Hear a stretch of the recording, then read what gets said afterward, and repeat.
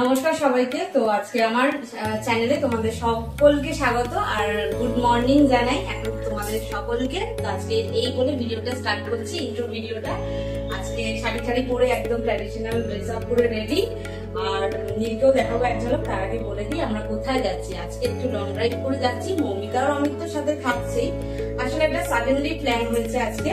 তো হালকা বৃষ্টির ওয়েদারও আছে, বর্ষার ওয়েদার যেহেতু। তো চলো দেখা যাক। আমরা যাচ্ছি আজ দক্ষিণেশ্বর আদ্যাপীঠ। আদ্যাপীঠে ভোগ খাবো ইচ্ছা আছে। তো দেখা যাক কখন পুজো টুজো কমপ্লিট হয় আমাদের দক্ষিণেশ্বরে। তো সেটা নিয়ে আজকে টোটাল ব্লগটা থাকছে। প্রতি বছরই যেরকম আর কি দক্ষিণেশ্বর আদ্যাপীঠের ব্লগ থাকে, এবছরও তাই। তো চলো আর নীলকেও একজন দেখাই।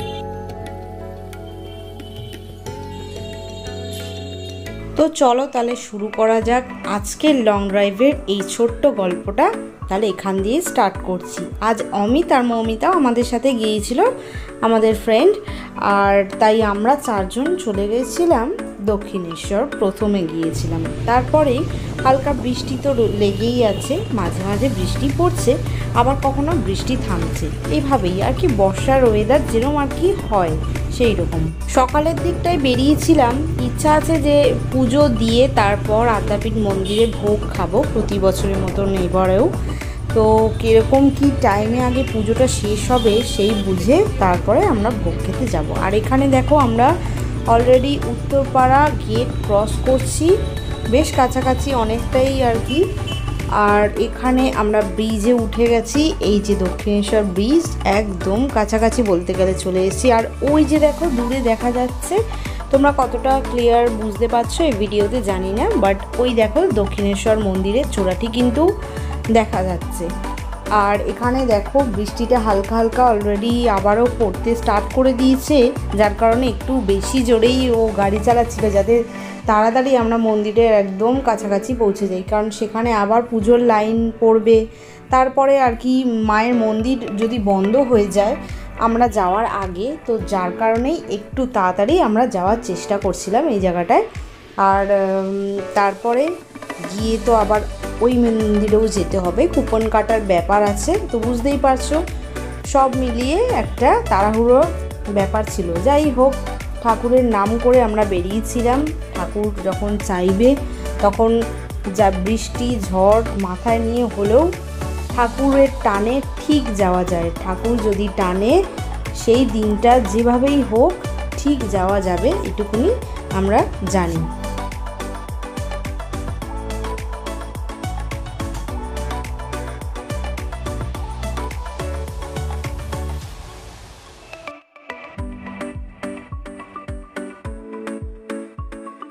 আর আমরা অলরেডি মন্দিরের গেটের কাছাকাছি একদম চলে এসেছি। তো এখানে পার্কিং এরিয়াটা তোমাদের একবার দেখিয়ে দেবো। এখানে কিন্তু অনেকটা বড়ই বেশ পার্কিং এরিয়া রয়েছে দক্ষিণেশ্বরে।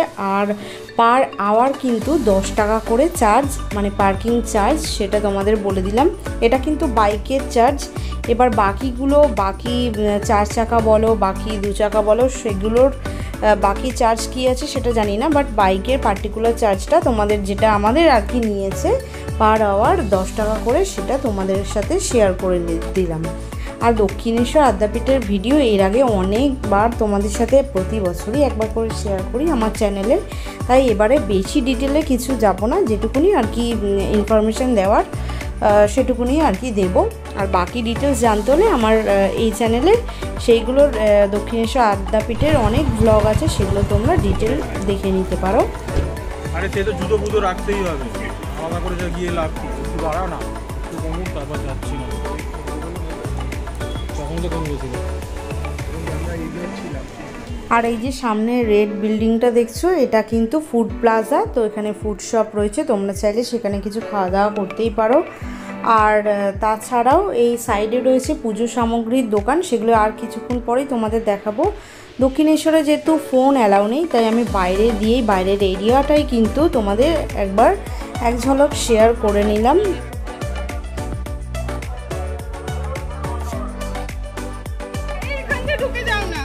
না, এটা তো আলাদা, এটা আলাদা বিল্ডিং, ঠাকুরের সব এইসব জিনিস। হ্যাঁ,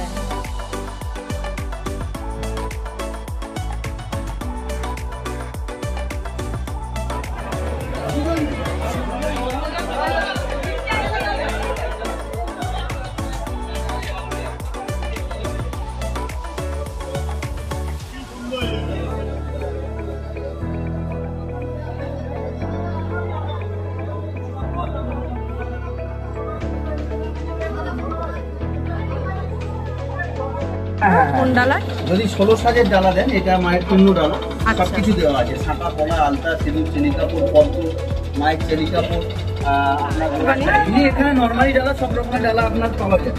আমাদের দক্ষিণেশ্বরের ভেতরে এটা 34 স্টল নাম্বার, 1 থেকে 58টা দোকান আছে। যদি শাড়ি দিয়ে সব কিছু দিয়ে যদি দেন, শাড়ি দিয়ে এই দুটো আছে 500, 16 পিস মিষ্টি, আলতা, সিঁদুর, পদ্ম, শাঁখা পলা, চেলি কাপড়, শাড়ি সব। এই একটা ডালা আছে 1000, এই একটা শাড়ির ডালা আছে আপনার 400। এবারে শাড়ি ছাড়া যদি নর্মাল নিতে চান, চেলি কাপড়, আলতা, সিঁদুর, 20 পিস মিষ্টি, শাঁখা পলা দিয়ে 300, ওর নিচে আছে 250, ওর নিচে 150, 100, 51, সব রকমের ডালা। স্টার্টিং কত দেবে ওটা একবার বললাম তো 51। মন্দিরের ভেতর কিন্তু ফোন, ক্যামেরা, ব্যাগ এসব কিন্তু অ্যালাউ নেই, যার কারণে তোমরা সামনের কাউন্টারে রাখতে পারো টাকার বিনিময়ে। ফোন, ক্যামেরা, জুতো এই সমস্ত কিছু কিন্তু সামনে টাকার বিনিময়ে রাখতে পারো। আর যদি বিনামূল্যে যদি রাখতে চাও, তাহলে তোমরা যে দোকান দিয়ে ডালা কিনছো, আমরা যেইখান দিয়ে যে বিল্ডিংটা থেকে ডালা কিনলাম, তোমরা সেখান দিয়ে কিন্তু সেখানে কিন্তু রাখতে পারো বিনামূল্যে ফোন, জুতো, ব্যাগ এই সমস্ত কিছু কিন্তু রাখতে পারো। তো যাই হোক, দেখো এখানে আমাদের কিন্তু সমস্ত পুজো টুজো খুব সুন্দরভাবে দেওয়া কমপ্লিট হয়ে গেছে। মায়ের দর্শন করে আমরা বেরিয়ে পড়েছি আদ্যাপীঠে যাওয়ার উদ্দেশ্যে। আচ্ছা, তোমাদের একটা কথা বলে রাখি, তোমাদের পার্কিং এরিয়া থেকে যে টোকেনটা দেওয়া হবে, যে টিকিটটা আর কি দেওয়া হবে, সেই টিকিটটা কিন্তু তোমরা ফেলো না, সেই টিকিটটা রেখে দিও। কারণ দক্ষিণেশ্বর গেট থেকে, এক্সিট গেট থেকে যখন তোমরা বেরাবে, সেখানে টিকিটটা চাইতে পারে দেখতে, ঠিক আছে? তো সেইটাই আর কি তোমরা একটু দেখো। আর যাই হোক, আমরা দেখো একদম আদ্যাপীঠ মন্দিরের সামনে চলে এসেছি। দেখা যাক, আজকে একাদশীর দিন, আমরা খুব ভালো দিনেই আজকে বেরিয়েছি। তো দেখা যাক মায়ের দর্শন পাওয়া যায় কিনা। আদ্যাপীঠ মন্দিরে ঢুকেই কিন্তু ডান দিক করে পার্কিং এরিয়া রয়েছে, আর ঠিক বাঁ দিক করেই রয়েছে মায়ের গর্ভগৃহর মূল যে মন্দিরটি, সেই মন্দিরটি।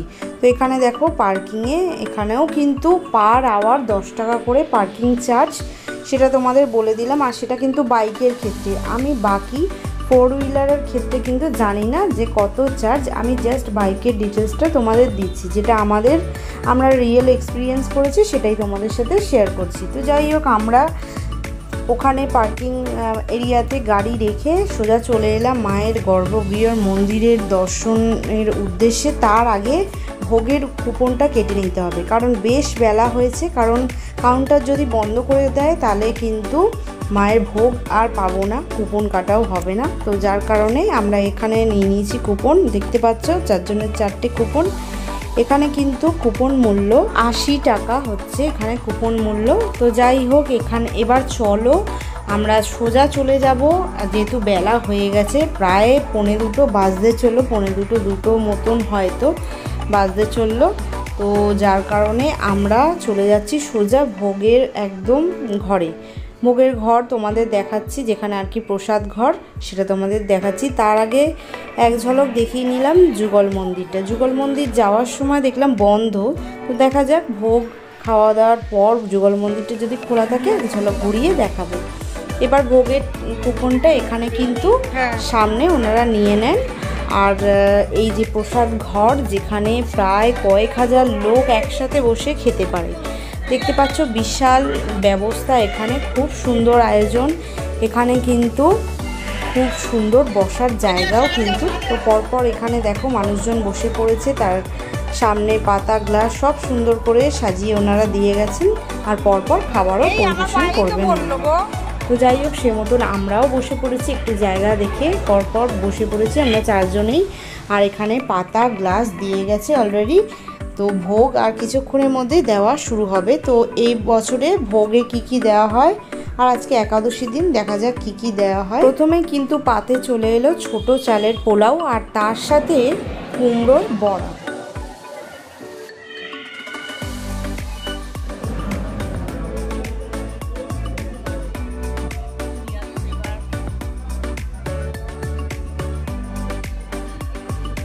আর তার সাথে সুন্দর পনির আর কাবলি মটর, আর তার সাথে ছোট ছোট আলু দিয়ে বেশ সুন্দর নিরামিষ একটা তরকারি করেছিল, দারুণ লাগছিল খেতে। এরপর চলে এলো পাতে গরম গরম খিচুড়ি ভোগ, আতপ চালের খিচুড়ি, সুন্দর বেশ কাজু দেওয়া, তার সাথে ঘি দেওয়া, খুব সুন্দর লাগছিল ভোগটা খেতে। আর তার সাথে কিন্তু দিয়ে দিয়েছিল আলু, আর সাথে হচ্ছে কাবুলি চানা আছে, কাবুলি চানা দিয়ে আলু দিয়ে বেশ সুন্দর একটা ভাজা মশলা দিয়ে সুন্দর তরকারি করেছে, সেটাও খেতে ভীষণ ভালো লাগছিল। আর তারপরে জানো তো একটা জিনিস হয়েছে যে তারপরে আরেক ধরনের ভোগ দিয়েছি, তো আমি আর নিইনি যেহেতু প্রথমবার ভোগটা নিয়েছিলাম। পরের বারের ভোগটা নাকি সেদ্ধ চালের ভোগ দিয়েছিল, আর সেইটার তরকারিটাও পাঁচমিশালি একটা তরকারি ছিল, যেটা আমি নিইনি দুটোর কোনোটাই। তো যাই হোক, যার কারণে পাশে মৌমিতা ওরা নিয়েছিল, বললো যে ওটা নাকি সেদ্ধ চালের ভোগ ছিল। তো যাই হোক, সেটা এক ঝলক তোমাদের দেখিয়ে দিলাম। আর শেষ পাতে তো দেখলেই কি ছিল, আমের টক, ওই চাটনি মতন, আর তার সাথে ছিল হচ্ছে পায়েস। এরপরে আমরা মন্দিরের ঠিক পেছনের অংশে চলে এলাম। খুব সুন্দর এখানে দেখলাম হাঁসগুলো পুকুরের পাড়ে ঘুরে বেড়াচ্ছে। তারপরে রান্নাঘর দেখলাম, গৌশালা ঘর দেখলাম, খুব সুন্দর লাগছিল। এই ধারটায় না কোনোদিনও আসা হয়নি, আর চোখেও পড়েনি তেমন, আর আসা হয়নি যেহেতু তাই আর কি চোখে পড়েনি। তো এইটাই ভাবলাম ঘুরে দেখাই তোমাদের। চলো, এই দেখো গোশালা কত বড়, আর তার অপোজিটেও কিন্তু একটা ছিল, এটা সব থেকে বড় গোশালা, তাই জন্য তোমাদের দেখিয়ে দিলাম। কত দেখো গরু এখানে রয়েছে। আর এর ঠিক আগের ঘরটা হচ্ছে রান্নাঘর, যেখানে প্রতিদিন কয়েক হাজার মানুষের রান্না অনবরত হতে থাকে। তো সেটা তো তোমাদের এর আগে শেয়ার করলাম, যদিও ভেতরটা অন্ধকার বলে রান্নাঘরের ভেতরের অংশটা, আর সেখানে ঢোকার কোনো নিয়ম নেই, বাইরের লোকেদের অ্যালাউ নেই, তাই জন্য আমি দেখাতে পারলাম না। তো যাই হোক, মন্দিরে একদম মূল মন্দিরে যাওয়ার আগে এখানে দেখলাম যুগল মন্দিরটা খোলা আছে, তাই ভাবলাম ভেতরে গিয়ে এক ঝলক তোমাদের ঘুরিয়ে দেখাই। তবে এই যুগল মন্দিরের এই পার্টিকুলার ভিডিওটা কিন্তু আমার করা হয়নি, এটা কিন্তু মৌমিতা করেছে, তাই সেটা শেয়ার করে দিলাম। দেখো সোজাসুজি রাধাকৃষ্ণের বেশ সুন্দর একটি মূর্তি রাখা ঠাকুরের, আর ভেতরে গেটটা বন্ধ আর কি। তো যাই হোক, বাকি এরিয়াটা ঘুরিয়ে দেখালাম। হল রুমটা, যেটা আগের বার যখন এসেছিলাম জানো তো, এই যুগল মন্দিরে কত বাচ্চাদের আর কি মুখে ভাত হয়েছিল, সেটা তোমরা আমার এর আগের ব্লগটা দেখলেই বুঝতে পারবে। যাই হোক, তো সেই মন্দির দর্শন করার পর একদম মূল মন্দিরে মাকে দর্শন করার জন্য বেশ খানিকক্ষণ বসেছিলাম। তো এখানে শুনলাম আজকে নাকি মায়ের গর্ভগৃহর মন্দির খুলতে খুলতে সন্ধ্যে 7টা বেজে যাবে, আর এখান দিয়ে 7টার সময় বেরালে বেশ অনেকটা লেট হয়ে যাবে, আর ওয়েদারও খুব একটা ভালো না, তাই ভাবলাম আমরা বেরিয়ে পড়ি। তাই আমরা তাড়াতাড়ি বেরিয়েই পড়েছিলাম। আর এখানে দেখো আমাদের 30 টাকা হয়েছে পার্কিং এরিয়াতে গাড়ি রাখার জন্য, তো সেটার বিলটা তোমাদের সাথে শেয়ার করে দিলাম। বেরাবার আগে ওদের মৌমিতা আর অমিতের একটা সুন্দর ছবি আর ভিডিও সেটা তুলে নিয়েছিলাম। তো যাই হোক, আজকের ছোট্টখাট্ট ব্লগটা কীরকম লাগলো, এই লং ড্রাইভ করে আমরা গেলাম, তো সেটা অবশ্যই জানাতে ভুলো না। আর এরকম যদি লং ড্রাইভ করে আরও ব্লগ দেখতে চাও তোমরা, লং ড্রাইভ করে বিভিন্ন জায়গায় যাচ্ছি, সেগুলো তোমরা অবশ্যই কমেন্ট সেকশনে জানাতে ভুলো না। আজকের মতো ব্লগটা তাহলে এখানেই শেষ করলাম, দেখা হবে অন্য কোনো ব্লগে।